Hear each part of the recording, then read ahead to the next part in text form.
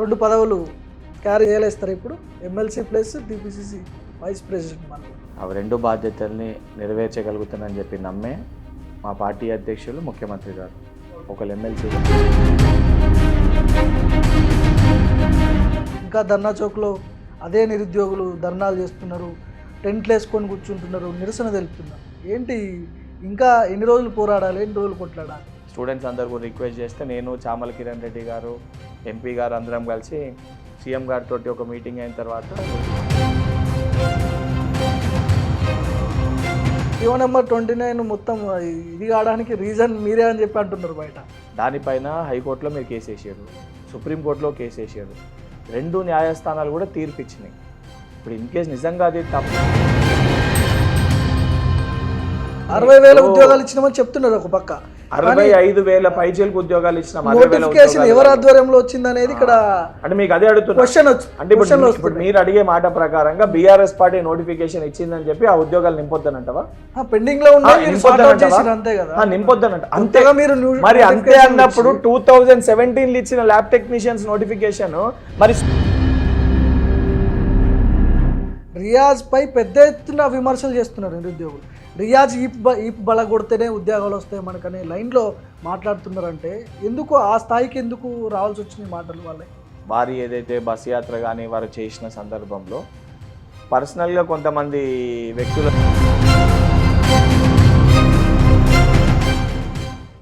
నమస్తే. ప్రతిపక్ష పార్టీగా ఉన్నప్పుడు కాంగ్రెస్ పార్టీ అధికారంలో రావడానికి చాలా హామీలు ఇచ్చింది. అందులో ముఖ్యంగా నిరుద్యోగులకు చాలా పెద్ద ఎత్తున హామీలు ఇచ్చింది. జాబ్ క్యాలెండర్ విషయంలో కావచ్చు, మెగా డిఎస్సి విషయంలో కావచ్చు, గ్రూప్స్ విషయంలో కావచ్చు. వీటన్నిటిపై గతంలో ప్రతిపక్ష పార్టీలో ఉండి ప్రతిపక్ష హోదాలో ఎన్ఎస్యుఐ సంబంధించినటువంటి బల్మూరు వెంకట పెద్ద ఎత్తున పోరాటాలు అయితే చేసిన నిరుద్యోగుల తరపున. కాంగ్రెస్ పార్టీ అధికారంలోకి వచ్చి దాదాపు 1 year దాటిపోతుంది. నిరుద్యోగులకు ఇచ్చిన హామీలు ఎడిపోయినాయని చెప్పి నిరుద్యోగులు మాట్లాడుతున్నారు. డిస్కస్ చేద్దాం దీని గురించి. నాతో పాటు బల్మూరు వెంకట ఉన్నారు, ఎమ్మెల్సీ ప్లస్ టీపీసీసీ వైస్ ప్రెసిడెంట్గా ఆయన నూతనంగా నియమితులయ్యారు. నమస్తే అన్న. నమస్తే, కంగ్రాచులేషన్స్ మీకు. Thank you. రెండు పదవులు క్యారీ చేయలేస్తారు ఇప్పుడు MLC plus TPCC vice president మళ్ళీ. టీపీసీ వైస్ ప్రెసిడెంట్ అనేది పార్టీల పదవి, ఎమ్మెల్సీ అనేది ప్రభుత్వంలో ఉన్న కల్పించిన ఏదైతే సమస్యలు పరిష్కరించడానికి కల్పించిన ఒక హోదా. అవి రెండు బాధ్యతల్ని నెరవేర్చగలుగుతానని చెప్పి నమ్మే మా పార్టీ అధ్యక్షులు ముఖ్యమంత్రి గారు ఒకళ్ళు ఎమ్మెల్సీగా మరొకరు పార్టీలో వైస్ ప్రెసిడెంట్గా కేంద్ర రాష్ట్ర నాయకత్వం అవకాశం ఇవ్వడం జరిగింది. అండ్ యంగ్స్టర్ని ఒక సగటు యంగ్స్టర్గా చేయగలుగుతానా అని చెప్పి నువ్వే ప్రశ్నిస్తే బయట వాళ్ళు ఎట్లా నమ్ముతారు? ఇవ్వకపోతే పార్టీలో ప్రాధాన్యత ఇస్తలేరు అంటారు, ఇస్తే రెండు చేయగలుగుతారని అడుగుతున్నావు. సరే, మీకు ఉద్యోగాలు వస్తున్నాయి, బాగానే ఉంది. రోడ్ల మీద చాలా నిరుద్యోగులు తిరుగుతున్నారు. ఇంకా ఆ ప్రాబ్లం ఇంకా సార్ట్అవుట్ అవ్వలేదు. మీ దృష్టికి వచ్చే ఉంటుంది నాకు తెలిసి. ఇంకా ధర్నా చౌక్లో అదే నిరుద్యోగులు ధర్నాలు చేస్తున్నారు, టెంట్లు వేసుకొని కూర్చుంటున్నారు, నిరసన తెలుపుతున్నారు. ఏంటి ఇంకా ఎన్ని రోజులు పోరాడాలి, ఎన్ని రోజులు కొట్లాడాలి? ఇప్పుడు వాస్తవానికి నేను అనేక సందర్భాల్లో మీ ఇంటర్వ్యూ ద్వారా అనేక సందర్భాల్లో ప్రతిరోజు నిరుద్యోగులు ఏదైతే మా సోదరులు యువకులు వచ్చి కలిసినప్పుడు కూడా చాలా స్పష్టంగా వారికి కూడా వివరించడం జరిగింది. ఇప్పుడు ఆల్రెడీ గవర్నమెంట్ వచ్చినాక టీజీపీఎస్సీ ప్రక్షాళన కానివ్వండి, డిఎస్సి కానివ్వండి, గ్రూప్ 1 కానివ్వండి, గ్రూప్ 2 కానివ్వండి, ఇతర రిక్రూట్మెంట్స్ ఏవైతున్నాయో ఆ రిక్రూట్మెంట్స్ అన్నింటినీ కూడా క్రమ ప్రకారంగా ప్రొసీజర్ ప్రకారంగా చేస్తూ వచ్చినాం. వచ్చిన సమయంలో కొన్ని ఒకటే సమయంలో ఓవర్లాప్ అయినాయి, పోస్ట్పోన్ చేయమని చెప్పి, లేదా ఒకటే తేదీలో 2 ఎగ్జామ్స్ ఉన్నాయి పోస్ట్పోన్ చేయమని చెప్పి మీరు కూడా 1-2 సందర్భాలలో ధర్నా చౌక్టలు రిక్వెస్ట్ చేస్తే వాటిని కూడా పోస్ట్పోన్ చేయడం జరిగింది. డిఎస్సి గ్రూప్ 2 ఒకటే దగ్గర ఉంటే గ్రూప్ 2ని పోస్ట్పోన్ చేయండి, డిఎస్సికి 2 వారం రోజుల వ్యవధి ఉంది, గతంలో దీనిపైనే పోరాటం చేసినామని చెప్పి మీరు ముందు ఛానల్లో ఉన్న మీ గురువు గారు రగన్న సొంటలు వాళ్ళందరూ కూడా మాట్లాడితే వారిని కూడా సరే అన్న అని చెప్పి స్టూడెంట్స్ అందరూ కూడా రిక్వెస్ట్ చేస్తే నేను చామల కిరణ్ రెడ్డి గారు ఎంపీ గారు అందరం కలిసి సీఎం గారితో ఒక మీటింగ్ అయిన తర్వాత నిరుద్యోగులందరితో కూడా మాట్లాడినాక డిప్యూటీ సీఎం భట్టి గారు దాన్ని పోస్ట్పోన్ చేయడం కూడా జరిగింది. అండ్ చాలా సిస్టమేటిక్గా ప్రొసీజర్ ప్రకారంగా ఆల్రెడీ సరే గత ప్రభుత్వం ఏమంటది, మేము నోటిఫికేషన్లు ఇచ్చినాము, మేము నిరుద్యోగులు కూడా అదే అంటారు కదా, నోటిఫికేషన్ ఇచ్చింది పాత ప్రభుత్వం అయితే మేమే ఇచ్చినామని ఎట్లా చెప్పుకుంటారు మరి? ఇప్పుడు భార్గవ అన్న, నువ్వు ఉదాహరణకి నీకు ఒక ఛానల్లో నువ్వు ఒక చోట నుండి ఫస్ట్ నువ్వు యాంకర్గా స్టార్ట్ అవుతావు. స్టార్ట్ అయినాక నువ్వు ఎక్కడ పోయి నువ్వు పని చేసినా కూడా ఆ ఛానల్ ఓనర్ వచ్చేసి భార్గవ ప్రతి నెల నీ జీతం పంపి నేనే నీకు నేర్పించిన ఎట్లా మాట్లాడాలంటే నువ్వు యాక్సెప్ట్ చేస్తావా? చేస్తావా? సో దానికి దీనికి చాలా డిఫరెన్స్ ఉంది. కానీ ఒక విషయం, నువ్వు అంటే ఏది కూడా గత ప్రభుత్వం చేసింది, గత ప్రభుత్వం ఇచ్చిందంటే 2017లో ఒక నోటిఫికేషన్ ఇచ్చారు. 2017లో ఒక నోటిఫికేషన్ ఇచ్చారు. దాని రిక్రూట్మెంట్ మొన్న గవర్నమెంట్ వచ్చినాక మేము ఇచ్చినాం. ఇప్పుడు డిఎస్సి ల్యాబ్ టెక్నీషియన్స్ది డిఎస్సి 6,000 ఏమో వేసిర్రు వాళ్ళు నేను చెప్పేది notification. ఫస్ట్. ఇప్పుడు నేను క్వశ్చన్ అడిగాను, ల్యాబ్ టెక్నీషియన్స్ ఇచ్చినాం. ఇప్పుడు 2017 వేసిన ఇంకో ఫ్రెష్ ల్యాబ్ టెక్నీషియన్స్ మనం నోటిఫికేషన్ ఇవ్వాలంటే ఆ పాత రిక్రూట్మెంట్ కంప్లీట్ చేయండి, ఫ్రెష్ వస్తుందా? మరి కంప్లీట్ చేయండి కదా, టైం ఇంకా ఫినిష్ 2 చేసినాం years కదా. ఆల్మోస్ట్ ఇప్పుడు ఇవన్నీ కంప్లీట్ చేసే కదా. ఇప్పుడు గ్రూప్ 1 సంబంధించి ఉంది, గ్రూప్ 1 ఎగ్జామినేషన్ కండక్ట్ చేయాలని చెప్పి సరే అని చెప్పి అందరు అన్నారు. నోటిఫికేషన్ క్యాన్సిల్ అయింది, కొన్ని అదనపుగా పోస్ట్ చేసి కొత్త నోటిఫికేషన్ ఇచ్చినాము. జియో నెంబర్ 29 ఇది కరెక్ట్ కాదు అని చెప్పని, మొదట ఉన్న జియో కరెక్ట్ కాదు అని చెప్పి జియో నెంబర్ 29 మొత్తం ఇది కావడానికి రీజన్ మీరే అని చెప్పి అంటున్నారు బయట. భార్గవ్ భాయ్, ఇప్పుడు దానిపైన హైకోర్టులో మీరు కేసు వేసారు, సుప్రీంకోర్టులో కేసు వేసారు, 2 న్యాయస్థానాలు కూడా తీర్పు ఇచ్చినాయి. ఇప్పుడు ఇన్ కేసు నిజంగా అది తప్పు, అది వాస్తవానికి కరెక్ట్ కాకపోతే న్యాయస్థానాలు తీర్పు ఇవ్వవు కదా. అండ్ నువ్వు వేసిన దానిపైన న్యాయస్థానం కొట్టేసినా కూడా మరికొంతమంది వ్యక్తులు బీఆర్ఎస్ పార్టీ ఉద్దేశపూర్వకంగా దీన్ని ఆపాలని చెప్పి మరికొంతమంది వ్యక్తులతో మన సుప్రీంకోర్టులో వేయించింది. సుప్రీంకోర్టు ఏం చెప్పారు? ఫైన్ వేస్తామని చెప్పారు. అన్నాక వాళ్ళు విత్డ్రా చేసుకోలే పిటిషన్. ఇప్పుడు వాస్తవానికి ఒక నోటిఫికేషన్ వచ్చినప్పుడు అసలైన పాపము యువకులకు ఉద్యోగాలు కల్పించాలని చెప్పని ఏదైతే వేలాది మంది నిరుద్యోగులు పాపము చికట్పల్లి సెంట్రల్ లైబ్రరీ, దిల్సుఖ్ నగర్లో ఇవన్నీ ప్రిపేర్ అవుతారు. ఈ నోటిఫికేషన్ కంప్లీట్ అయితే మళ్ళీ కొత్త నోటిఫికేషన్ వస్తుందని చెప్పాలి. ఒకవైపు బీఆర్ఎస్ పార్టీ నాయకులు గ్రూప్ 1 మేము వేయలేకపోయినాం, 10 ఏళ్ళు వీళ్ళు ఆపాలని చెప్పి 10 years గ్రూప్ 1ని వీళ్ళు వేయలేకపోయినరు, అంటే మా హయాంలో మేము వేయలేకపోయినాం, ఇప్పుడు వీళ్ళు వేస్తే మాకు ఎక్కడ పేరు వస్తుందని చెప్పని అడుగడుగున ప్రతి చోట కూడా ఆపే ప్రయత్నం బీఆర్ఎస్ పార్టీ నాయకులు చేస్తున్నారు. ఎగ్జామినేషన్ అయినాక నేను ముందు కూడా ఎక్స్ప్లెనేషన్ ఇచ్చిన.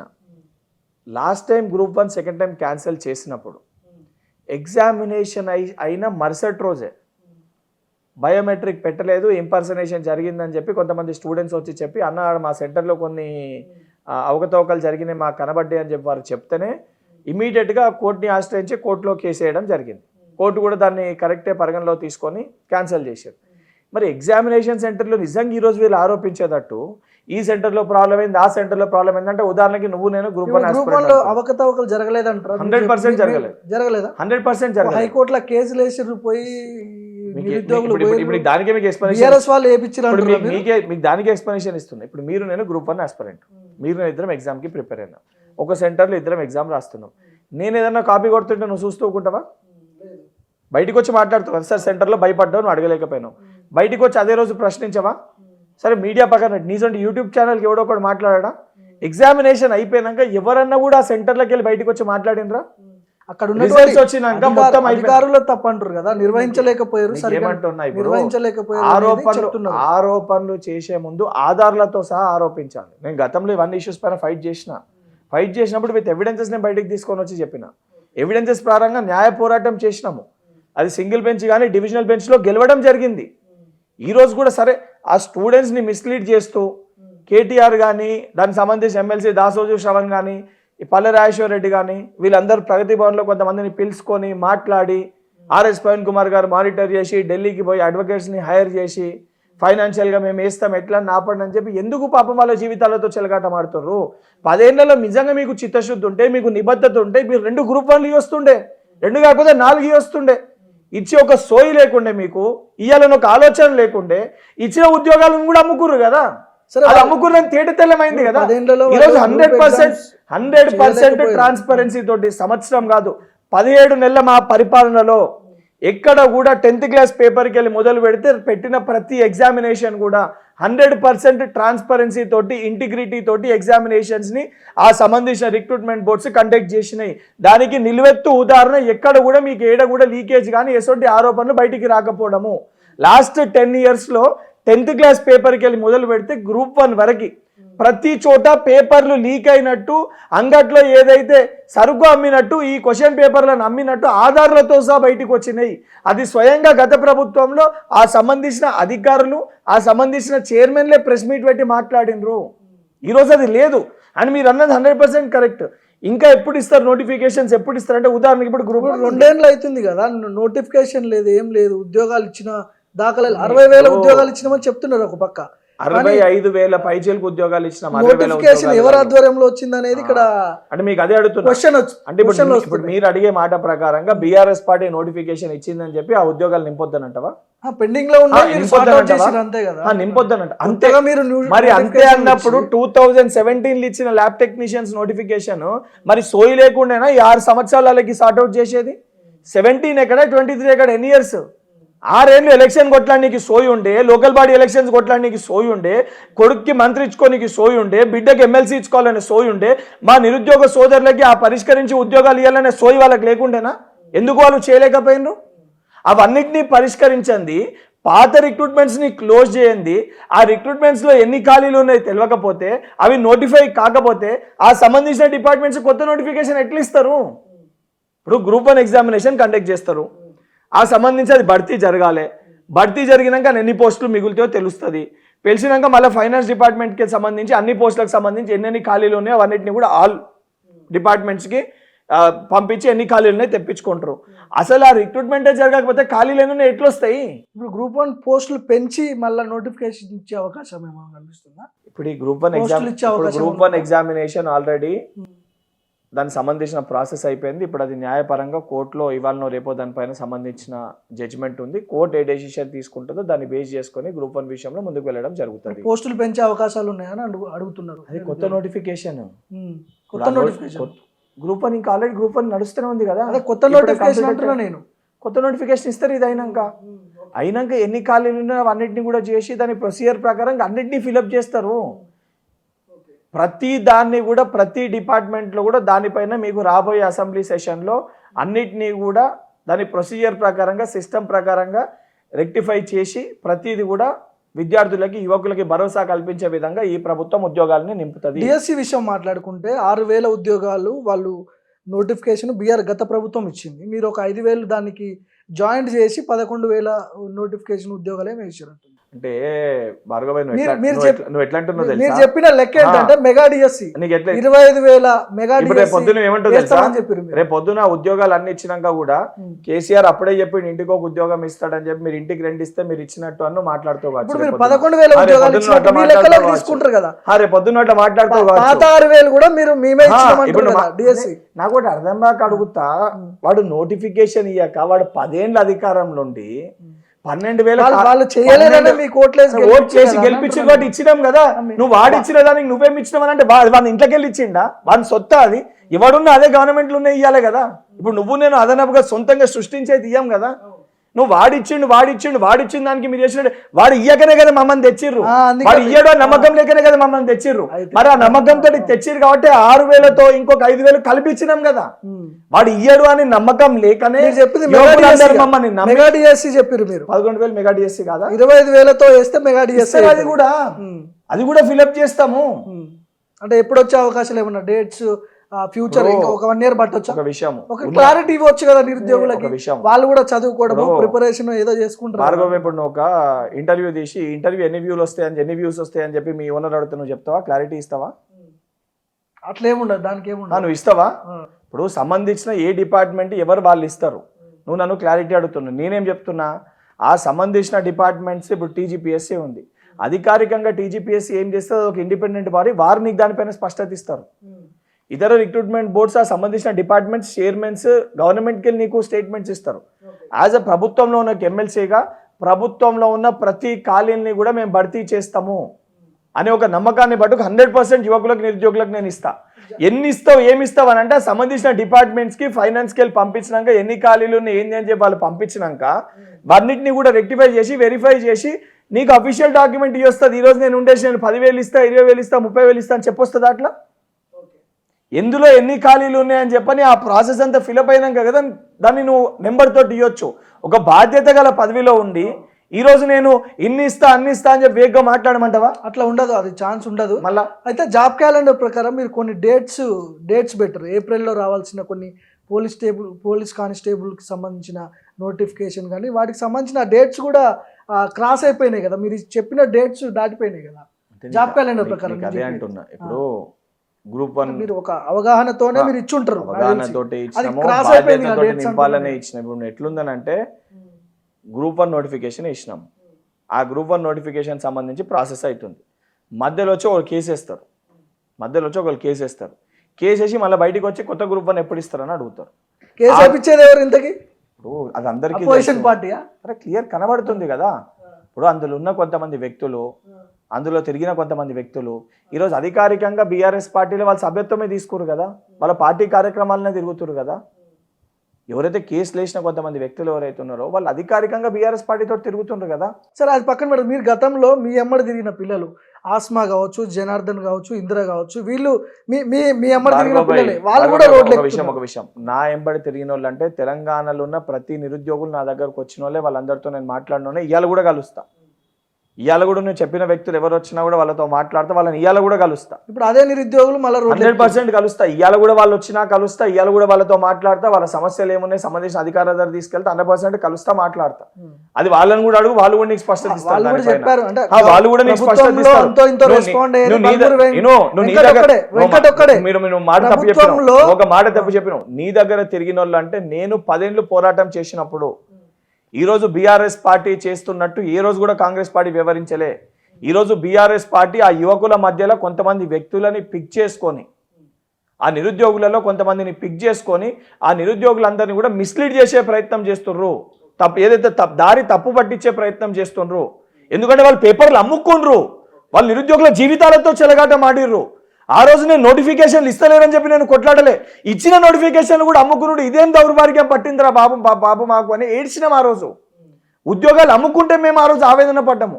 ఉద్యోగాలు అమ్ముకునే ప్రయత్నం చేస్తే ఆ రోజు మేము కొట్లాడినాము. అది ప్రూవ్ అయింది.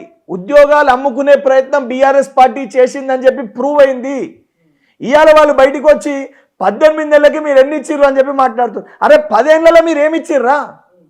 ఈరోజు కేటీఆర్ని అడుగుతా, సరే ఇచ్చుడు పక్కకు పెట్టు, పాపం ప్రవళిక ఒక చెల్లెమ్మ ఆత్మహత్య చేసుకుంటే దాన్ని ఏం దారి పట్టించిర్రు? దాని గురించి కేటీఆర్ ఏం మాట్లాడినరు? ఆ తల్లిదండ్రులను పిలిచి ఏం చేసిండు తెలియదా మీకు?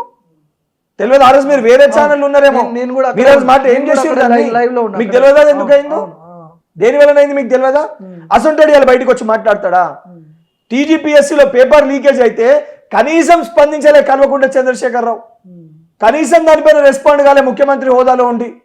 ఈరోజు ముఖ్యమంత్రి గారు ఏ ఇష్యూ జరిగినా అది గ్రూప్ 1 కానీ గ్రూప్ 2 కానీ డిఎస్సి కానీ అఫీషియల్గా ప్రెస్ మీట్లో కానీ పత్రికా విలేకరులు అడిగిన క్వశ్చన్స్కి కానీ లేదా సభలపైకి వెళ్ళి స్పష్టంగా బాధ్యతతోటి ముఖ్యమంత్రి గారు సమాధానం చెప్తుండ్రు. ఎక్కడైనా వారు విస్మరించి మాట్లాడకుండా. ప్రభుత్వంలో ఎడ్యుకేషన్ గురించి అంతో ఇంతో అవగాహన ఉన్నది మీ ఒక్కరికి. జాబ్ లేనిది, అసలు జాబ్ క్యాలెండర్ ఏంది, డిఎస్ ఏంది, గ్రూప్స్ ఏంది, వీటన్నిటి గురించి ఒక అవగాహన, ఒక క్లారిటీ ఉన్నది మీ ఒక్కళ్ళకి. మీరు ఎందుకు నిరుద్యోగుల పక్షాన అసలు ఎవరైతే పోరాటం చేస్తున్నారో రోడ్లెక్కి వాళ్ళని తీసుకొని పోయి ఫలానా ప్రాబ్లం ఇది అని చెప్పి ముఖ్యమంత్రికి ఎందుకు వివరించలేకపోతున్నారు మీరు? అంటే భార్గవ్ భాయ్, నీకు ఎవరు వచ్చి కలుస్తలేరు, ఇప్పుడు నీతోటి మాట్లాడే ఒక 5-6 వాళ్ళే ఉన్నారు అనుకుంటున్నావా? కలుస్తున్నారా మిమ్మల్ని? అంటే కాదు, ఎవరు పోరాటం చేసే వాళ్ళు మీ దగ్గరకు వస్తున్నారా? 100% కలుస్తున్నారు. ఏం న్యాయం చేస్తున్నారు వాళ్ళకి మీరు? అరే వాళ్ళు కలిసినప్పుడు వాళ్ళకు కూడా ఇదే ఎక్స్ప్లెయిన్ చేస్తున్నాము. మీకు 100% జాబ్ క్యాలెండర్లు ఏవైతున్నాయో అన్ని నోటిఫికేషన్స్ని కూడా ఒకటిసారి ఇవ్వాలి. కొన్ని ఈ కోర్టు కేసులలో ఉండి ఆల్మోస్ట్ అన్నిటిని పరిష్కరించినాము, ఒక 2-3 పెండింగ్లో ఉన్నాయి. అవి కూడా రిజాల్వ్ అయినాక ఇమీడియట్గా వాటి అన్నిటిని కూడా డీనోటిఫై చేసి మళ్ళీ మీకు స్పష్టంగా ప్రభుత్వంకి వెళ్ళి దేంట్లో ఎన్ని ఉద్యోగాలు ఇస్తున్నాం అనేది అతి త్వరలో నెక్స్ట్ అసెంబ్లీ సెషన్ లోపల దాన్ని ప్రకటిస్తామని చెప్పి కూడా చెప్పడం జరిగింది వాళ్ళకి. వాళ్ళకి చెప్తలేమని నువ్వెందుకు అనుకుంటున్నావు? నిరుద్యోగులందరూ వెంకట విషయంలో చాలా పాజిటివ్ ఉన్నారు. ఇంకా రియాజ్ లాంటి వాళ్ళనైతే నేనేం చేస్తున్నా, చాలా దారుణంగా మాట్లాడుతున్నారు. రియాజ్ లాంటి నేనేం చేస్తున్నా అనేది బయటకు వచ్చి నేను చెప్పాల్సిన అవసరం లేదు. అదే వాళ్ళే చెప్తున్నారు. వెంకట్ అనేటోడు ఆ రోజు ఎట్లా అందుబాటులో ఉన్నాడు, ఇవాళ కూడా అందుబాటులో ఉన్నా. ఈ రోజు నువ్వు ఎక్కడైతే నన్ను ఎన్ఎస్సీ అధ్యక్షునికి ఎక్కడైతే నన్ను ఇంటర్వ్యూ చేసినావు, ఈ రోజు సేమ్ అదే ప్లేస్లో అదే ఇంట్లో ఈరోజు ఎమ్మెల్సీకి కూడా నన్ను ఇంటర్వ్యూ చేస్తున్నావు. నేను ఉండేది ఇదే ఇంట్లో. అదనపుగా ఆఫీస్ వచ్చింది, ఉదయం ఆఫీస్లో కూర్చుంటే అందరు కూడా వచ్చాడ కలుస్తారు, అందరు కూడా మాట్లాడతారు. నీకు సందేహం ఉంటే ఏ రోజైనా పొద్దున్న 9:30కి నీకు ఈ కెమెరా అయితే అలౌ చేయరల్లా, ఫోన్ తీసుకొని రా, ఫోన్లో నువ్వు చూసుకో ఎవరెవరు వచ్చారు ఎవరెవరు అని చెప్పి నువ్వే అఫీషియల్గా. జియో 46 అభ్యర్థులకు ఏం న్యాయం చేశారు బల్మూరి వెంకట్? ఇప్పుడు కొంతమంది వాళ్ళకి సంబంధించి జియో 46 నష్టపోయిన వాళ్ళకి దానికి ప్రొసీజర్ ప్రకారంగా హైడ్రాలో కొంతమందికి అవకాశం కల్పించారు. అవును, ఇది హైడ్రా కమిషనర్ రంగనాథ్ ఆధ్వర్యంలో ఒక వ్యవస్థ క్రియేట్ చేసి వాళ్ళ దాంట్లో దీంట్లో అన్యాయం జరిగిన వాళ్ళని దాంట్లో రిక్రూట్ కొంతమంది కళ్ళు రిక్రూట్ చేసుకోరు, అవుట్ సోర్సింగ్ లో వాళ్ళని తీసుకోవడం జరిగింది. వాళ్ళ మార్క్స్ ప్రకారంగా దాని ప్రకారంగా సిస్టమ్ ప్రకారంగా డిపార్ట్మెంట్ తీసుకుంది. ఇంకా అది కాక ఇంకేదైనా ఉంటే వాళ్ళు కొన్ని గ్రీవియన్సెస్ అడిగినారు. అన్న మా పోలీస్ రిక్రూట్మెంట్ వాళ్ళందరూ కూడా GO46 కొన్ని గ్రీవియన్సెస్ ఉన్నాయన్న, మేము ఒక మీటింగ్ పెట్టుకుంటాము, మీరు ఆ మీటింగ్కి రావాలన్నా అంటే 100% వచ్చే ముందు నేను కూడా అసలు ఏందేందో ఎప్పుడెప్పుడు వస్తున్నాయి ఏమేమి వస్తున్నాయో సంబంధించిన డిపార్ట్మెంట్ టైం తీసుకొని వాళ్ళని కూడా కలిసి మీరు ఏదైతే అన్న ఏజ్ రిలాక్సేషన్ కానీ GO46ని తీసేయడం కానీ ఏవైతే కొన్ని వాళ్ళ డిమాండ్స్ ఉన్నాయో అవన్నిటిపైన నేను కూడా స్పష్టత తీసుకొని 100% మీ మీటింగ్కి అటెండ్ అయ్యి వచ్చిన స్టూడెంట్స్కి కూడా ప్రభుత్వం తరఫున అష్యూరెన్స్ ఇస్తానని వాళ్ళకు కూడా చెప్పినాను. సి భార్గవ్ భాయ్ వెరీ GPO నోటిఫికేషన్ అడుగుతున్నారు. GPO నోటిఫికేషన్ ఎప్పుడు వేస్తారని అడుగుతున్నారు. ఒక విషయం చెప్తా. ఇప్పుడు మొన్న రిక్రూట్ చేసిన వాళ్ళు కూడా తెలంగాణ సంబంధించిన పిల్లలే కదా. ఎగ్జిస్టింగ్ రెవెన్యూలో దీనికంటే ముందు వర్క్ చేసిన వివిధ జాబ్స్లో పనిచేసినారో వాళ్ళని ఆ రోజు తీసేసింది కదా గత ప్రభుత్వం. తీసేసిన వాళ్ళని దీంట్లో తీసుకుంటారు. దాని తర్వాత 6,000 7,000 మిగిలినాయి అని చెప్పి అంటే భర్తీ కాలేదని చెప్పి చెప్పిండ్రు. ఆ GPO దానికి సంబంధించి మానవతరాయ్ గారు ఆ సంబంధించి కొంతమంది స్టూడెంట్స్ తోటి పొంగులేటి శ్రీనివాస్ రెడ్డి గారిని వీళ్ళందరినీ కూడా ఆ సంబంధించిన శాఖ మంత్రి గారిని కూడా కలిసారు. నేను కూడా సీనన్నతో మాట్లాడినాను. దాన్ని కూడా బట్టి గారితో మాట్లాడి దాన్ని కూడా ఇమీడియట్గా చేసి ఆ ఖాళీలో ఉన్నవన్నిటిని కూడా 100% భర్తీ చేస్తాము. భర్తీ చెయ్యము ఇవ్వము అనేది లేదు. 100% ప్రభుత్వంలో ప్రతి డిపార్ట్మెంట్లో ఉన్న ఖాళీల్ని భర్తీ చేసే ఒక బాధ్యత మా గౌరవ ముఖ్యమంత్రి గారు 100% దాన్ని చేస్తానని చెప్పి బాధ్యతతోటి చాలా స్పష్టంగా చెప్పడం జరిగింది. ఇక్కడ రెండు చాలా కీలకంగా జీవోలు కనిపిస్తూ ఉన్నాయి. GO 29 ఒకటి, GO 46 ఒకటి. ఈ రెండు జీవోల వల్ల విద్యార్థులకు అన్యాయం జరిగింది. గ్రామీణ ప్రాంతాల్లో ఉన్న విద్యార్థులకు అన్యాయం భార్గవ్ భాయ్ జరిగింది. ఒక మాట, ఇప్పుడు లీగల్ చాలా సార్లు అడిగిన ఈ ప్రశ్న మళ్ళీ అడుగుతున్నాను. లీగల్ గా టెక్నికాలిటీ గ్రౌండ్స్ పైన సరే 46 దానికి సంబంధించి దానిపైన నేను చేసినాను. దానికి కొన్ని సవరణలు అవసరము, దానికి ప్రెసిడెన్షియల్ ఆర్డర్ PO దానికి కొన్ని చేంజెస్ అవసరము. దానిపైన అనేక సందర్భాల్లో మనం చర్చించుకున్నాము. దానికి ఏమేమి చేంజెస్ అవసరమో already government is working on that. ముఖ్యమంత్రి గారి దృష్టిలో కూడా ఉంది. ఎందుకంటే దాదాపు దాని గురించి మొత్తం వ్యవస్థతోటి ఒక 4-5 సార్లు మొత్తము ముఖ్యమంత్రి గారు మొత్తం వ్యవస్థ చీఫ్ సెక్రటరీ గారు ఆ సంబంధించిన డిపార్ట్మెంట్స్ అందరం కూర్చొని మాట్లాడినాము. సో 100% దానిపైన ఏదో ఒక అవుట్కమ్ తోటే గవర్నమెంట్ బయటకు వస్తుంది. అండ్ GO నెంబర్ ఇంకోటి నువ్వు చెప్పింది 29 అని చెప్పి 29 దాన్ని న్యాయపరంగా ఆంధ్రప్రదేశ్ కానీ ఇతర రిక్రూట్మెంట్ బోర్డ్స్ ఏవైతే ఫాలో అవుతున్నాయో దాని లీగాలిటీస్ అన్నీ చూసి ఏదైతే కరెక్ట్గా ఉంది నిజంగా లేదు దాంట్లో కొన్ని ఏమైనా సవరణలు చేయాల్సిన అవసరం ఉంటే 100% నెక్స్ట్ రిక్రూట్మెంట్లో చేస్తారు. బట్ దానికి అన్ని టెక్నికాలిటీ లీగాలిటీ అన్నిటినీ కూడా ఆలోచించి ఆ సంబంధించిన నిపుణులతోటి చర్చించి గత ప్రభుత్వం కదా తప్పులు చేసినట్టు అన్నీ మనకే తెలుసు అని చెప్పి మనం నిర్ణయాలు తీసుకునే ప్రభుత్వం కాదు. ఏ డిపార్ట్మెంట్ ఎవరు దేనిపైన ఎక్స్పీరియన్స్ ఉంటారో ఎవరు దేనికి ఎక్స్పర్ట్స్ ఉంటారో ఆ ఎక్స్పర్ట్స్ తోటి మాట్లాడే నిర్ణయం తీసుకోవడం ఇప్పుడు జరుగుతుంది. మీకు ఎడ్యుకేషన్ గురించి ఇంత అవగాహన ఉంది, ఇంత క్లారిటీగా ఉన్నారు, నోటిఫికేషన్ ఏందో తెలుసు, నిరుద్యోగులు ఎవరో తెలుసు. ఎడ్యుకేషన్ మినిస్టర్ రేవంత్ రెడ్డి దగ్గర పెట్టుకోకుండా మీలాంటి వాళ్ళకి ఇవ్వచ్చు కదా అంటున్నాను నేను. మీకు క్లారిటీ ఉంటుంది కదా విద్యార్థులకి ఏం చేయాలి ఏందనేది. ఆయనకంటే తెలియకపోవచ్చు ముఖ్యమంత్రి, మీకు తెలుసు కదా. వారు విద్యాశాఖ పైన విద్యాశాఖని 10 ఏళ్ళకెళ్ళి పట్టించుకోలే, దాన్ని కంప్లీట్ గా ప్రక్షాళన చేయాల్సిన అవసరం ఉందనే ఉద్దేశంతో దానికి పర్సనల్ మానిటరింగ్ అవసరం అనే ఉద్దేశంతో ముఖ్యమంత్రి గారు వారి దగ్గర పెట్టుకోవడం జరిగింది. అండ్ నేను ప్రభుత్వంలో నాకు శాసన మండలి సభ్యునిగా నాకు అవకాశం ఇచ్చారు. నేను యాజ్ అన్ ఎమ్మెల్సీ నేను ముఖ్యమంత్రి గారికి వెళ్ళి కలిసి అన్నిటిపైన వివరించి ఆ స్పేస్ ఆ టైము ముఖ్యమంత్రి గారు నాకు ఇవ్వడం జరిగింది. అండ్ ప్రతి దానిపైన నేను వివరించిన దానిపైన సంబంధించిన డిపార్ట్మెంట్స్ కూడా వారు చెప్పారు. వెంకటేదన్ వచ్చి రిప్రజెంటేషన్స్ ఇస్తే దాన్ని ఒకసారి డీటెయిల్గా ఎగ్జామిన్ చేయండి అని చెప్పి వారు కూడా సంబంధించిన డిపార్ట్మెంట్స్కి చెప్పడం జరిగింది.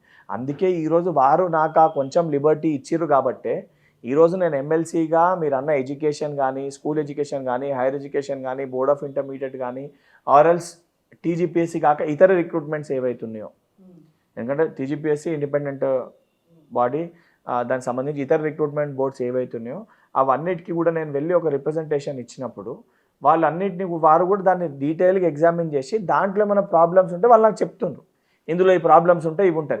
ఆ ప్రాబ్లమ్స్ని తీసుకొచ్చే నేను మళ్ళీ ఏదైతే యువకులతో ఎవరైతే అది తీసుకొని వచ్చారో మరి ఇష్యూస్ వస్తున్నాయి దీన్ని ఎట్లా రెక్టిఫై చేయాలని చెప్పి వాళ్ళతో చర్చించి వాటిని పరిష్కరించే ప్రయత్నం చేస్తున్నాము. కొన్ని ఇండిపెండెంట్ నిర్ణయాలు తీసుకోవడం కుదరదు. అదే విద్యాశాఖ మీలాంటి వాళ్ళు మెయింటైన్ చేస్తే మీరు ఇండిపెండెంట్గా తీసుకోవచ్చు. ప్రతిదానికి ముఖ్యమంత్రి దగ్గరికి పోయి అడుక్కోవాల్సిన అవసరం ఉండదు కానీ చెప్పి నిరుద్యోగుల పక్షాన ఈ ప్రశ్న అడుగుతున్నాను నేను. భార్గవ్ భాయ్ నువ్వే 2 స్టేట్మెంట్ ఇచ్చినావు. ఇంటర్వ్యూ స్టార్టింగ్లో ఏమో 2 బాధ్యతలు ఇచ్చిర్రు చేయగలుగుతారా అని అడిగినావు. మళ్ళీ ఈరోజు మళ్ళీ నువ్వే ఇంకో క్వశ్చన్ అడుగుతున్నావు. అడిగే నీకే స్పష్టత లేదు. మెయింటైన్ చేయగలుగుతారని చెప్పారు కదా మరి. అంటే ఒక విషయం, నువ్వే 2 క్వశ్చన్లు అడుగుతున్నావు. అండ్ ఎవరికి ఎడ్యుకేషనల్ ఈజ్ చాలా ఇంపార్టెంట్ కదా, నేను దాని గురించి ఎవరికి ఏ హోదా కల్పించాలి, ఎవరు ఎక్కడ బాధ్యతతోటి పని చేయగలుగుతారు, ఎవరు ఎక్కడ ప్రాపర్గా పబ్లిక్కి సర్వీస్ చేయగలుగుతారు, అట్ ద సేమ్ టైం పార్టీకి ఏ రకంగా ఉపయోగపడగలుగుతారు, పార్టీ కార్యకర్తలను ఎవరిని ఆదుకుంటారు, అన్నిటినీ పరిగణలోకి తీసుకొని పార్టీ నిర్ణయాలు తీసుకొని సోషల్ ఇంజనీరింగ్ చేసి ఎవరికి ఇవ్వాల్సిన హోదాలు పార్టీ కల్పిస్తారు. సో నాకు ఇచ్చిన పదవితోటి నాకు ఈరోజు నిన్నటి వరకు ఎమ్మెల్సీగా ఈరోజు పార్టీ వైస్ ప్రెసిడెంట్గా పార్టీ నిర్మాణం పైన కూడా సంస్థాగత నిర్మాణం పైన కూడా నాకు ఒక బాధ్యత కల్పించారు. 100% ఎమ్మెల్సీ హోదాలో నేను యువకులకు ఏ ఇష్యూస్ పైన అయితే నేను ఫైట్ చేసినాను, నీకు కూడా చెప్పిన, ఎప్పుడైనా ధర్నా చౌక్లో ధర్నా అయితే ఫోన్ చేయి భార్గవ్ భాయ్, ఆడన్న కూడా నేను ఫోన్లో మాట్లాడతా, నాకు ఎటువంటి అది లేదని చెప్పిన. మరి నువ్వు నాకు ఫోన్ చేయలే, రమ్మని నువ్వు నన్ను అడగలే. పెద్ద ఎత్తున ఫోన్ చేసినా రమ్మని అడిగినా 100% నేను వచ్చేటోను. ఇప్పుడు వాళ్ళు త్వరలో ఒక పెద్ద ఎత్తున బహిరంగ సభ పెడుతున్నారంట, నిరుద్యోగుల బహిరంగ సభ అని చెప్పేసి పెడుతున్నారంట. ఒకవేళ మిమ్మల్ని అక్కడ పిలిస్తే మీరు వెళ్తారా? నీకు విషయం చెప్తా, నిరుద్యోగులు యువకులు తెలంగాణలో ఉన్న, అంటే అది మా కులం, మా యువకులం, మా యువ సోదరులు ఎక్కడ ఏం పెట్టినా పిలిచినా తప్పనిసరిగా వారితో వెళ్ళి మాట్లాడతా, వారు ఏ రిప్రజెంటేషన్స్ ఇచ్చినా దాన్ని పరిగణలోకి తీసుకొని 100% ముఖ్యమంత్రి గారి దృష్టికి తీసుకొని వెళ్తా, ప్రభుత్వ దృష్టికి తీసుకొని వెళ్తా. అది సమస్య పరిష్కారం అయితే సొల్యూషన్ తీసుకొని వస్తా, లేకపోతే సమాధానం అన్న వాళ్ళకి చెప్తా. కానీ ఇతరుల లెక్క సమాధానం చెప్పకుండా సొల్యూషన్ ఇవ్వకుండా తప్పించుకునే వ్యక్తి బల్మూరి వెంకట్ కాదు. అండ్ ఇంకోటి చెప్తున్నా, ఈ నిరుద్యోగులను అడ్డం పెట్టుకొని కొంతమంది వ్యక్తులు ఆర్ కొన్ని ఇన్స్టిట్యూషన్స్ వాళ్ళ రాజకీయ లబ్ధి కోసము దీనిపైన వీడియోస్ పెట్టి, ఆ వీడియో ఎండ్లో నా కోచింగ్లో క్లాసెస్ స్టార్ట్ అవుతున్నాయి, ఈ క్లాసెస్ జాయిన్ కంటే దీని ఫీజు ఇట్లా అని చెప్పని అట్లా స్టూడెంట్స్ని ఎవరన్నా మిస్లీడ్ చేసి మీ పొలిటికల్ ఎజెండాకి విద్యార్థులని బలి చేసే ప్రయత్నం చేస్తే వాళ్ళకు కూడా 100% వాళ్ళకి హెచ్చరిక జారీ చేస్తా. వాళ్ళపైన రేపొద్దున అవసరమైతే వాళ్ళు నిజంగా వాళ్ళు చేసే అక్రమాలన్నింటినీ కూడా బట్టబయలు చేస్తాం. చివరిగా చెప్పండి, ఓవరాల్గా నిరుద్యోగులందరూ, తెలంగాణలో ఉన్న నిరుద్యోగులందరకు మీరు యువ నాయకుడుగా లేకపోతే గతంలో ప్రతిపక్ష హోదాలో కొట్లాడారు నిరుద్యోగుల తరపున, వాళ్ళకి సపోర్ట్గా మీరేం చెప్పదలుచుకున్నారు? అసలు భవిష్యత్తులో నోటిఫికేషన్ రాష్ట్రంలో ఉన్న ప్రతి ఒక్క యువకునికి సోదరులందరూ కూడా ఈ ప్రభుత్వము మీరు తెచ్చుకున్న ప్రభుత్వము, ఈరోజు ఈ ప్రభుత్వాన్ని తీసుకురావడంలో క్రియాశీలక పాత్ర పోషించింది తెలంగాణలో ఉన్న యువకులే. ఆ యువకుల కోసము తాపత్రయపడుతూ తపన పడుతూ యువకులకు ఉద్యోగ అవకాశాలు కల్పించాలని చెప్పని 24 గంటలు 365 రోజులు గౌరవ ముఖ్యమంత్రి రేవంత్ రెడ్డి గారు, ఉప ముఖ్యమంత్రి భట్టి గారు అనుక్షణం తాపత్రయపడతా ఉంటారు. ఏ రకంగా ఉద్యోగాల్ని భర్తీ చేయాలి, ఏ రకంగా ఉద్యోగాల్ని ఇవ్వాలి, ఏ రకంగా కొత్త ఉద్యోగ అవకాశాలు కల్పించాలి, ప్రభుత్వ రంగంలో కాకుండా ప్రైవేట్ రంగంలో కూడా ఏ రకంగా తెలంగాణలో మన పిల్లలకి అవకాశాలు కల్పించాలని చెప్పి వాళ్ళు కృషి చేస్తుండ్రు, కష్టపడుతుండ్రు. అండ్ 100% ప్రభుత్వంలో ఉన్న ప్రతి ఖాళీని కూడా భర్తీ చేయాలని ఒక తపనతోటి ముఖ్యమంత్రి గారు ఉన్నారు. ఆ సంబంధించిన అన్ని డిపార్ట్మెంట్స్లో ఎన్ని ఖాళీలు ఉన్నాయి అనే వాటిపైన కూడా స్పష్టత తీసుకోవడం జరిగింది. అతి తొందరలోనే ముఖ్యమంత్రి గారి నోటి ద్వారానే ఈ నోటిఫికేషన్స్ అన్నీ కూడా దేనివి ఎన్ని ఎప్పుడు ఏ రకంగా నోటిఫికేషన్స్ ఇస్తారు కూడా స్పష్టత యువకులకు ఇవ్వడం జరుగుతుంది.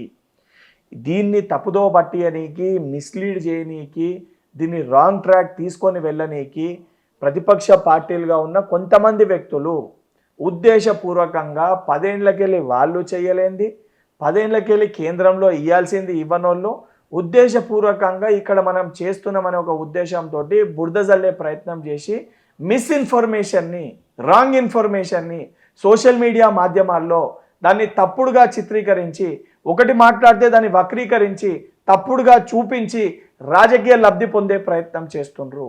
బాధ్యతతోటి అధికారంలోకి రాకముందు ఏ రకంగా అయితే హామీలు ఇచ్చినాం, ఏ రకంగా మాట ఇచ్చినామో ఏ ఇయర్కి ఆ ఇయర్ ఉన్న ఖాళీలన్నింటినీ కూడా భర్తీ చేయాలని ఒక సంకల్పంతో ఈరోజు కూడా ఈ ప్రజాప్రభుత్వం కాంగ్రెస్ ప్రభుత్వం కట్టుబడి ఉంది.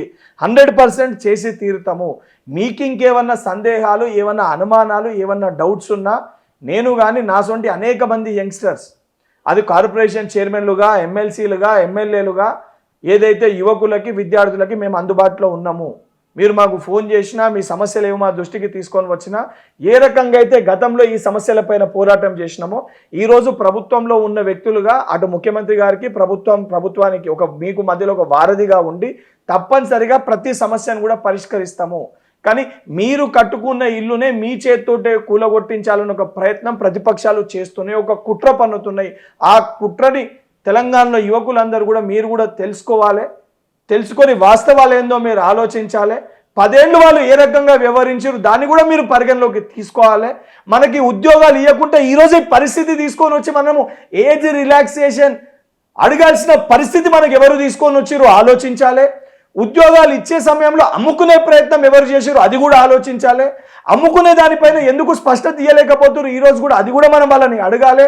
ఈ 317 కానీ జియో 46 కానీ జియో 29 కానీ ఇవన్నీ కూడా జియోలు ఏ హయాంలో వచ్చినాయి, ఈ రిలింక్విష్మెంట్ ఏ హయాంలో వచ్చింది, తప్పులన్నీ ఎవరు చేసిరో కూడా అవన్నిటిని కూడా ఒకసారి యువకులు గుర్తు తెచ్చుకొని మీరు ఏదైతే ఈరోజు తెచ్చిన ప్రభుత్వం మీ ప్రజా ప్రభుత్వం పైన మీరు నమ్మకం పెట్టుకోకపోతే ఇంకెవరు నమ్మకం పెట్టుకుంటారని చెప్పి యువకులను అడగదలుచుకున్నాను. గతంలో రియాజు నిరుద్యోగుల తరపున కొట్లాడాడు, మీరు కూడా కొట్లాడారు.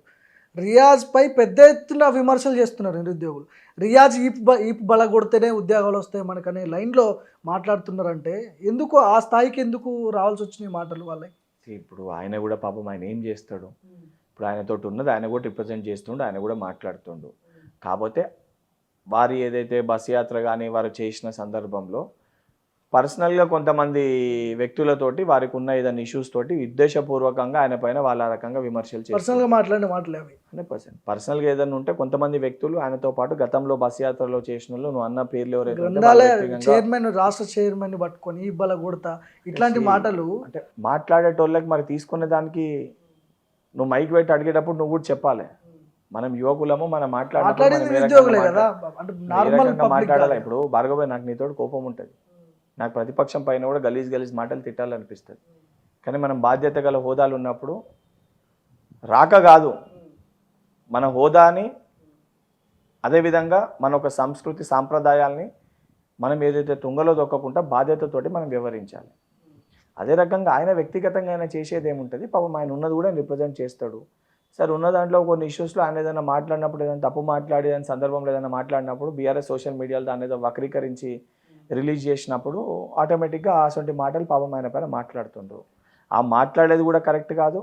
అండ్ ఆయన కూడా స్టూడెంట్స్ ఇష్యూస్ని రిజాల్వ్ చేయాలని ఒక తపనతోటి తాపత్రయం ఆయన కూడా పడుతుండు. నేనేందనంటే నేను ఉన్నది ఇక్కడనే ఉంటాను, అదే స్టూడెంట్స్ నాకు అందుబాటులో ఉంటారు, ఇప్పుడు కూడా కలుస్తాను, ఏదైనా ప్రాబ్లం ఉన్నా వాళ్ళ ముందే మాట్లాడతా, అధికారులతో మాట్లాడాలన్నా వాళ్ళ ముందే స్పీకర్ ఆన్ చేసి మాట్లాడతా ఇష్యూ ఏంది అని. మనమేమి వెనక దాపరికం లేదు, మనమేమి తప్పు చేసేది లేదు. నిజంగా ఏదన్నా తప్పు జరిగిందని అంటే యువకుల ఆధారాలు తీసుకొని వస్తే బల్మూరు వెంకటే ముందు పోయి ముఖ్యమంత్రి గారికి చెప్పి ఆ సంబంధించిన అధికారిని ఇమీడియట్గా సస్పెండ్ చేపిస్తా. అది కూడా చెప్తున్నా. ఎక్కడైనా తప్పు జరిగిందని ఆధారాలు ఉంటే గత ప్రభుత్వంలో మనం కలవాలనుకున్నా కలిసేటోళ్ళు లేకుండే, మాట్లాడేటోళ్ళు లేకుండే. కానీ నిజంగా అటువంటి ఆధారాలు ఏమన్నా ఉన్నా మీ ద్వారా నా దృష్టికి తీసుకొని వచ్చిన, మీ ద్వారా నా దృష్టికి ఆధారాలు తీసుకొని వచ్చిన నిన్నే ఎంట పెట్టుకొని నా సంబంధించిన డిపార్ట్మెంట్ తీసుకొని నీ ముందే ప్రశ్నిస్తా. వాళ్ళు సమాధానం చెప్పలేకపోతే ముఖ్యమంత్రి గారి దృష్టికి తీసుకొని వెళ్ళి ఇమీడియట్గా యాక్షన్ కూడా తీసుకోపిస్తారు. ఓకే రైట్ అన్న, థ్యాంక్ యూ సో మచ్, నమస్తే.